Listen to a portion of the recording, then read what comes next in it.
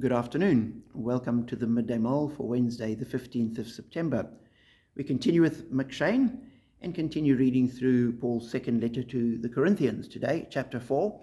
And I was struck by verse 4, where Paul writes, "The God of this age," in other words, the devil, "the God of this age has blinded the minds of unbelievers, so that they cannot see the light of the gospel that displays the glory of Christ, who is the image of God."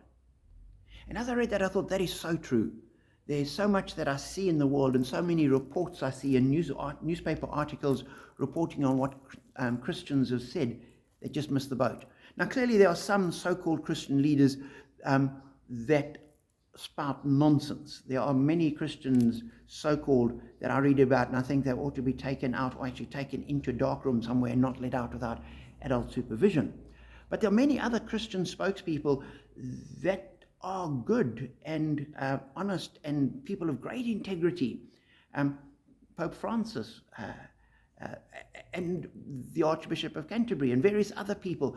And they speak, and as newspapers report on what they say, you realize they didn't get it. They missed the point. They are reporting from a purely worldly point of view. And that is so typical, because they're blind. They just don't see. It's almost like taking a blind person through the Louvre. You can explain things to them, they'll know about it, you can tell them where the paintings are, but they're not going to see the glories that are present there. They're just not going to get it because they can't. And for me, there are three things that come out of this. The first thing is to give thanks to God when you do see that the Spirit has opened our eyes, that we may behold glories in His Word. And He does that. And as we read through the Scriptures, I'm so often astounded by what is there. And when I share it with people, sometimes people just, I don't see it. There's nothing. So thank God if you do see. The second thing is, don't be offended when other people don't see.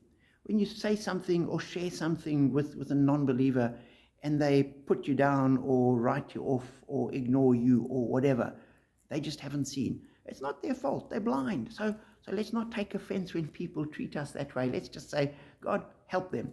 And that leads into the third point. When the gospel is shared, the most important thing is not the status of the speaker or how erudite they are, or that they have good visuals or whatever. The most important thing is that God opens the minds of the people who are hearing. And so if we're going to share the gospel, if we're going to give somebody a piece of writing, if you're going to share a Christian post with somebody else on social media, if you're going to invite somebody to church, pray for them. Pray that their eyes will be opened. Pray that the Spirit will overcome the god of this world and open their eyes, that they will see the glories of God in the Word. Without that, they will remain blind. They will not see, and it will have no effect. So that really is, for us as Christians, a call to give thanks and to pray. Be encouraged as you do that.